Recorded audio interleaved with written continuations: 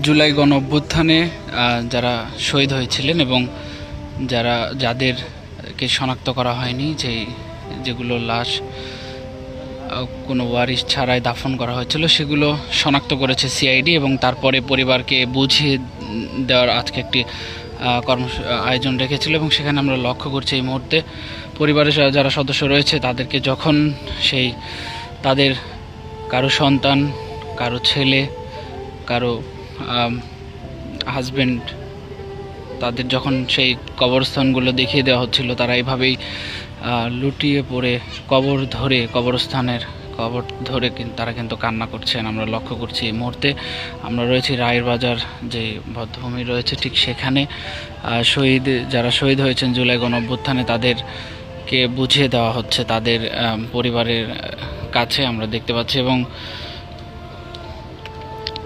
যখন তারা তাদের ছেলের কবর দেখছেন, ঠিক সে সময় কিন্তু তারা অঝরে কান্না করছেন। আমরা যদি একটু লক্ষ্য করি এবং আপনাদেরকে দেখানোর চেষ্টা করি, ছেলের কবরের পাশে বসে মা কান্না করছেন অঝরে। হয়তো ভেবেছিলেন যে আর কোনো দিনও এই কবরস্থান পর্যন্ত দেখতে পাবেন না। এই বিষয়টি শনাক্ত করেছেন সিআইডি প্রধান এবং মুক্তিযুদ্ধ বিষয়ক মন্ত্রণালয়। তারা এই বিষয়টি নিয়ে কাজ করেছে দীর্ঘদিন এবং পরবর্তীতে আজকে তারা একটি আয়োজন রাখে এবং সেখানে আমরা দেখেছি যারা যে কয়জন শহীদ হয়েছেন,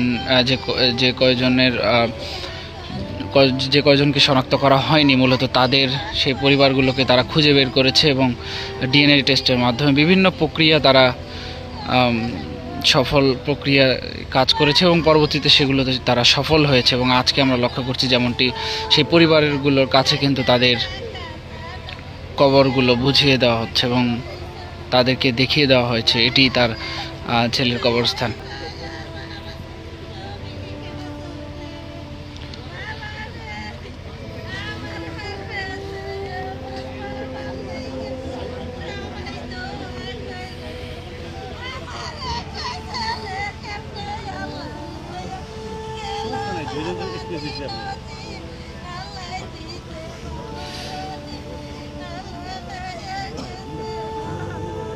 শহীদ পারভেজ ব্যাপারী, তার মা এখানে কিন্তু কান্না করছেন, পিতা মৃত সবুজ ব্যাপারী এবং মাতা শামসুন নাহার। আমরা এই মুহূর্তে দেখছি ছেলের কবরের পাশে বসে মা কান্না করছেন অঝরে।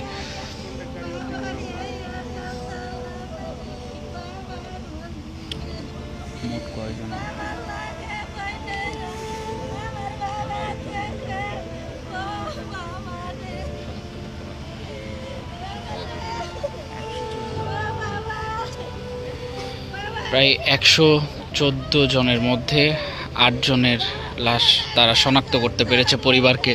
সেই 8 জনের কবরস্থান কিন্তু বুঝিয়ে দিচ্ছেন, এটি আমরা আজকে আপনাদেরকে দেখানোর চেষ্টা করছি।